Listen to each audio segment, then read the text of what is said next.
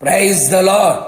ఇశ్రాయేలు స్తుతుల మీద ఆసీనుడైన యేసు క్రీస్తు పరిశుద్ధ నామములో మీ హృదయములలో సంతోషము, సమాధానము, ఆత్మాభిషేకము, ఆత్మానందము మెండుగా కలుగునుగాక.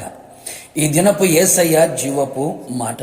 హబక్కూకు గ్రంథము 3వ అధ్యాయము 2వ వాక్య భాగము. నీ కార్యము నూతన పరుచుము.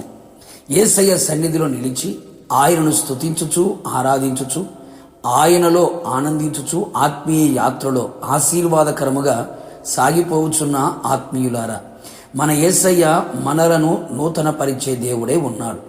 ఆయన కార్యములు మన ఎడల నూతన పరచువాడై ఉన్నాడు.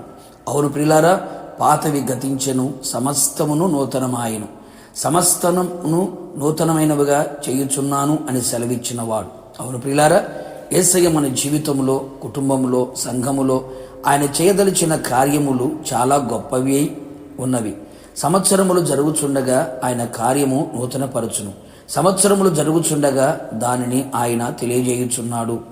గతంలో నీ జీవితంలో ఎన్నో ఓటములు ఎదుర్కొన్నావు, ఎన్నో అవమానాల గుండా నడిపించబడ్డావు, అనేక విషయములలో చూచి విని కృంగిపోయి ఉన్నావు, నీ కుటుంబ పరిస్థితులను బట్టి నలిగిపోయి ఉన్నావు. చాలా సందర్భములలో నీ జీవితం మీద విరక్తి కలిగి ఈ లోకమును విడిచి వెళ్ళాలని ప్రేరేపించబడ్డావు.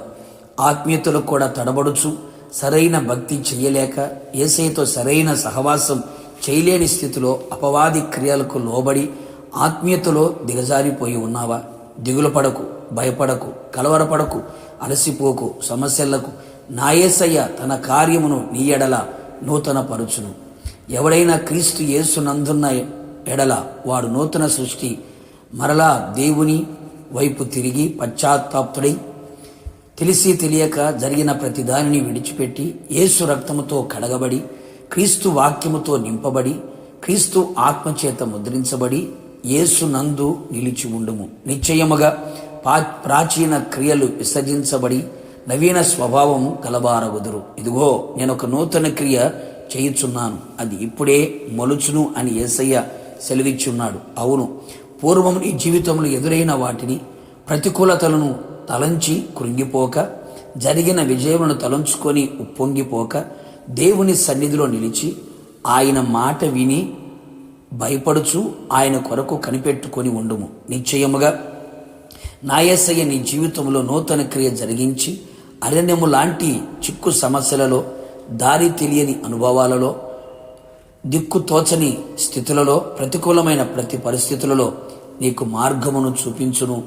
నీ భవిష్యత్తును గూర్చినటువంటి చక్కని ఆలోచన నీకు తెలియపరిచి సరైన త్రోవలో నిన్ను నడిపించును. నీ మనస్సు మారి నూతన మగునట్లు చేయును. నూతన హృదయమును, నూతనమైన మనస్సును నీకు దయచేయును. ఏమీ లేని ఎడారి లాంటి బ్రతుకులో జీవజల నదులను ప్రవహింపచేసి నీ ఆశలు చిగురింపునట్లుగా నా దేవుడు చేయును. నూతనమైన బలమును అనుగ్రహించును. ఆత్మీయ స్థితి ఉన్నతముగా నడిపించును. ప్రభు రాకడ కొరకు నిన్ను సిద్ధపరచును. ప్రార్థన. కృపా సమృద్ధి కలిగిన నా ప్రియ పరలోకపు తండ్రి, మీ పరిశుద్ధమైన పాదములకి స్తుతి స్తోత్రం చెల్లించుచున్నాం. మీరు సమస్తమును నూతన పరచగల దేవుడివే ఉన్నందుకు మీకు స్తోత్రాలు. సంవత్సరములు జరుగుచుండగా మీ కార్యములు మా ఎడల నూతన పరచుచున్నందుకే మీకు స్తోత్రాలు. మీ యందు మేము నిలిచి ఉన్నప్పుడు మమ్మ నూతన సృష్టిగా చేయగలిగిన దేవుడు ప్రభువా.